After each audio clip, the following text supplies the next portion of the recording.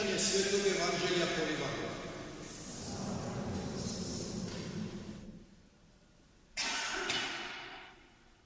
U ono vrijeme reče Isus svojim učenicima: ovo je moja zapovjed.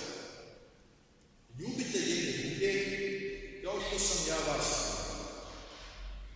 Veće ljubavi nitko nema od ovoga, da tko život svoj položi za svoje prijatelje. Vi ste prijatelji moji ako činite što vam zapovjedam. Više vas ne zovem sluga, jer sluga ne zna što radi njegov gospodar. Vas sam nazvao prijateljem, jer vam priopćim sve što sam čuo od Oca svoga. Ne izabraste vi mene, nego ja izabrah vas i postavih vas da idete i rod donosite i rod vaš da ostane, te vam Otac dadne što ga god zaišćete u moje ime. Ovo vam zapovjedam, da ljubite jedni druge. Riječ Gospodnja.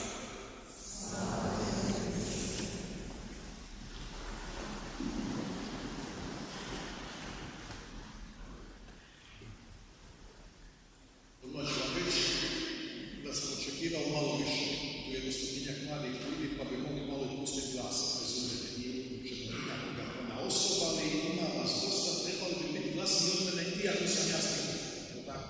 A malo dajte poslušati. Jer ako ste već došli ovdje, znači da vam srce za nečim čezne. Znači da ste nešto osjetili, Božju blizinu, ne znam ni ja, blizinu neke drage osobe, sad momci ako ste se zaljubili ili čuda, ako ste se mi zadali u neku nekoga, može i to bi razlog.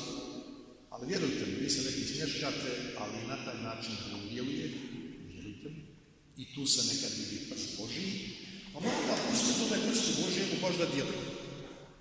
I sad ovo, što bih vam neke stvari rekao, neki će se možda naći prozvani. Ponavljam drugi put, ni na koga ne ciljam posebno. Neki će se naći možda malo i šokirani, pa dobro, to je dobar znak, znači da je palu. Neki će možda ostati indiferentni, to mi nije drago. Neki će možda ostati duševno, to mi još najdraže. Sad ne znam kako ćete se svako od vas naći. Ali vidite, ako krenemo, evo krenut ću od neki dan, prije mjesec dana kad su me zvali naši predstavnici, cijeli, da dođem imati misu, i onda mi kažu, bili mogli progovoriti, propovjedi o tome i tome. I onda meni pade na pamet, sam ih radno razmišljati. Vi kao mladi ljudi obično ne volite nikakve autoritete, želite ovako malo više slobode. Jer uvijek izgleda da stariji u svome svijetu ne dopuštaju ovo, ne dopuštaju ono. I mladi ljudi bi sve radili na svoj način. Ako vi malo pratite politiku, pogledajte ovaj živi zid danas pa nekako na taj način redovito mladi ljudi žele djelovati. Misle da su dovoljno jaki da mogu neke stvari sami raditi. I nije to loše. Imate pravo, ne trebate tako djelovati. Da ne djelujete tako, da. Pa čak i vjerskim stvarima. Imate 100 pitanja, neke se stvari bojite pitati. Neke stvari možda ne znate pitati. Neke stvari izbjegavate pitati. Ne vidim razloga. Pa ako već imate hrabrost u mnogim drugim stvarima, ajde kad dolazite pred Boga, pitajte ili Boga, ili pitajte onoga u ime crkve. Pitajte crkve. Svi smo mi crkva, ali postoje neki u crkvi kojima je malo više dana vlast, a neke stvari mogu naučavati. Svećenici, biskupi, no dobro, nećemo se toliko. I sad, kad je pitanje postavljeno, kako se predati Isusu, što znači predati Isusu svoju dušu i kako produbiti pouzdanje u Isusu. Već samo pitanje vam je jedno ograničenje, znate, stavlja vas u okvire. I mnogi ne vole šablone i okvire. Iako ja volim bogoslužje i neke stvari po bogoslužja, ali okviri često čovjeka znaju putovanje na Isusu. Slovo ubija, duh oživljuje. Slovo je milosrdno. I zato ovdje kaže u Evanđelju, ljubite jedni drugi. Potrebno je krenuti od ovoga Isusova, ljubite jedni drugi. Ovo vam zapovjedam, ljubite jedni drugi kao što sam ja vas. Potrebno je, ovo ste 100 puta čuli, jer sad je samo pitanje koliko je došlo do vašeg srca, a i do vašeg uma. Ljubite jedni drugi. Šta to znači ljubiti jedni drugi? To vam je prvi korak ka predanju. Prvi korak ka predanju. Da bi uopće došli do predanja nekome, znate šta je potrebno? potrebno je uspostaviti jedan drugi odnos, evo je malo teže, povjerenje. Morate imati povjerenje u nekoga. Ovo je isto lako reći. Povjerenje, zapamtite ovu riječ i pokušajte malo aktualizirati da bude djelatno u vašem životu. Zašto ovo govorim? Povjerenje u Boga u prvom redu. Ako mislite predati Bogu, kako smo formulirali u pitanju, svoj život, izgradite prije svega prema Bogu odnos povjerenja. Povjerenje se ne temelji samo na emotivnome, znači meni se to sviđa, taj mi se neko sviđa pa bih mogao ili mogla imati povjerenja u njemu. Ne. Povjerenje se ne temelji na nekakvim brzim rješenjima. Evo, svaku ovo imate 100 pitanja i logično je da vi ste internet, sve generacija koja hoće sve imati na Google, odmah se upitnika i dobivaju se istan odgovori. Povjerenje se ne temelji na brzim odgovorima. Mladi često što kaže brzo odgovori, je li tako? Opet sad se šute, je li tako? Da. Najjednostavnije ljudi da ne i odgovor, nema više nešto, sve na Google. Ali nije to na takav način Bog ne bi. Kad bi Bog djelovao na takav način, Bog ne bi bio Bog, jer ne bi da imao povjerenje. Povjerenje je proces koji se kako gradi.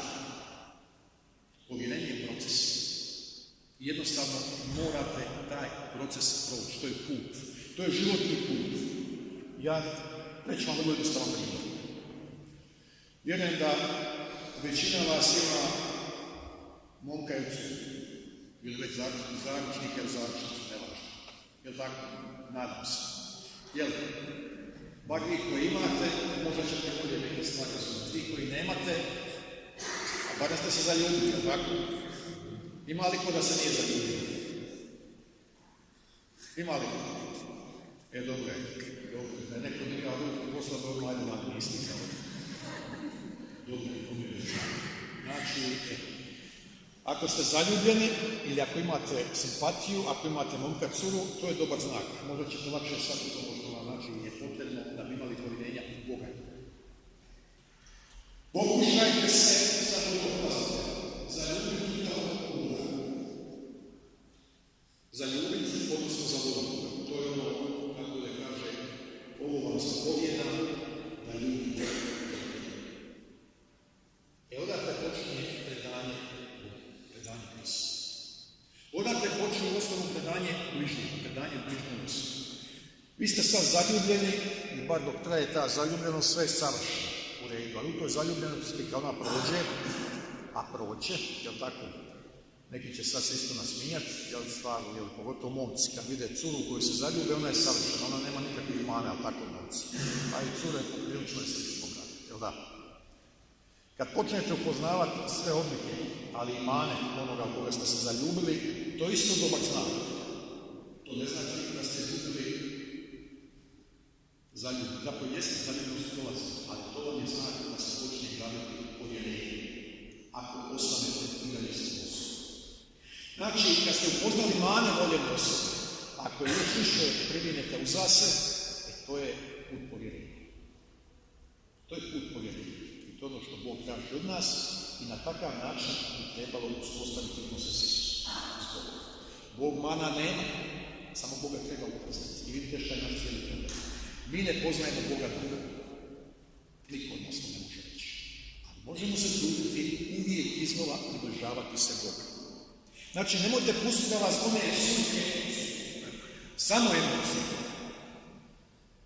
Jer kažem, ako se došlo što vam se sviđa, može biti dobar znak. Ali ako ostanete samo na emocijama, to neće izići na tome. Morate pući nešto drugo. Šta drugo? Ima li neko da nije krizman? Potvrđen, jel?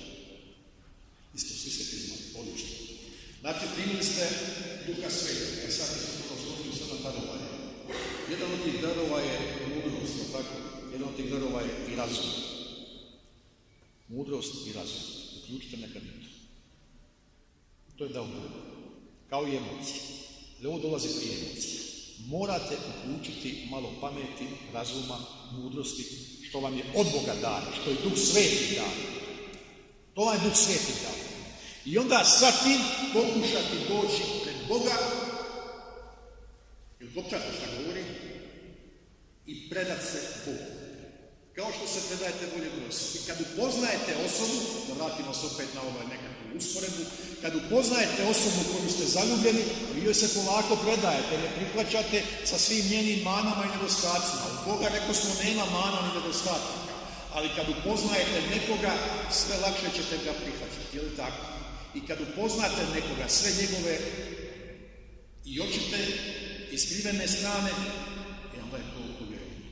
Onda smo na dobrome putu da smo izgradili jedan odnos povjerenja. U životu nećete s puno osoba izgraditi povjerenje, to mi vjerujte. Ja jesam mlad, ali sam malo stariji i iskusniji od vas. S puno osoba. Na prste ne osobe s kojima ćete izgraditi puni i osobe. Njega odlični nadam se, možda sudrugu i sudrugu. Eventualno djece, a sad se došli do uzeti s roditeljima, koji često imaju trzali, zašto je postao normalan odnos, ali na prste jedne ruke, onaj koji bude imao na prste jedne ruke, od ispod jednu ruku, dajte se smatrati srednjim, vjerujte mi to. Znači, to je proces. Nema ništa instant, nema ništa na mobitel, nema nikakav smajlić i vrlo kratki dogovor, kratko je snimno na mobitel i dobijemo podcast. Ne. To je put kojim je potrebno doći do Boga. Na taj način upoznajemo Boga. Kako će se taj put događati? Prvo i osnovno, rekao sam, učite razum, učite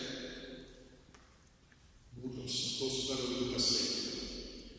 Onda, kad dođete na misl, zašto sam rekao malo glasnije? Pa to bi bio znak da ste malo shvatili što se ovdje počinje. Upoznajete Boga, kako upoznajete svoje bližnje, recimo na razne načine, Boga koga ne vidimo, najlakše ćemo upoznati preko njegove riječi. Riječ Gospoda. Tako. Ne kaže se to eto da sad možemo sjesti nakon evanđelja ili da možemo eto imati neki odgovor Bogu hvala. Ne. Ima to jasno značenje i simboliku. Riječ Gospodina, Bog govori, Krist govori. I šta kažete nakon riječ Gospodina? Koji je odgovor? Ajde, dajte. Bogu hvala. Ili onaj drugi nakon evanđelja, slava tebi Kriste. To ne znači, evo, kraja pa možemo sjesti i slušati propovijed. Vjerujte mi, ovo što ja pričam još puno manje važno od toga što je Bog rekao. Bogu hvala ili slava tebi Kriste znači sljedeće. Bože, mi prihvaćamo to što govoriš. Želimo što dublje ulaziti u odnos s tobom, želimo te što dublje upoznati. Općat. Od zaljubljenosti, od neke emocije koja vas je dovela ovdje, pa bilo prema samome Bogu, uključite malo i razum, uključite malo i mudrost, to su darovi duha, niste time manje cool, jer ne znam kakav vaš žargon sada, jer se to promijenilo od mojih vremena, ja sam to 80-ih, 90-ih bio u džiru, ali poznajte Boga. Tako da ova riječ Gospodnja ne ostane samo eto onako imamo ispunimo nekakav prostor, pa dalje idemo Gospodu. Nego pustite malo Bogu podatka. A onda emocije, vi tako tražite, koji želite izgraditi, kome će doći. I nemojte ižitavati da je pošto mora pustiti. Lako, sve će doći. Jer Bog djeluje, kako kažem, iz Izraela, šalama lagano i lako. I tu vam je zapravo veći odgovor i na drugo pitanje, kako jačati pouzdanje upravo povjerenje. Jedno i drugo si nekako tako. Povjerenje, kad uspostavite zapravo taj odnos povjerenja, to vam je jedan od maksimalnih, najboljih izraza ljubavi. Dobro, pazite da opet ljubav, kao što je rekao, ljubite jedne druge, ne banaliziramo. Danas se sve prodaje najviše.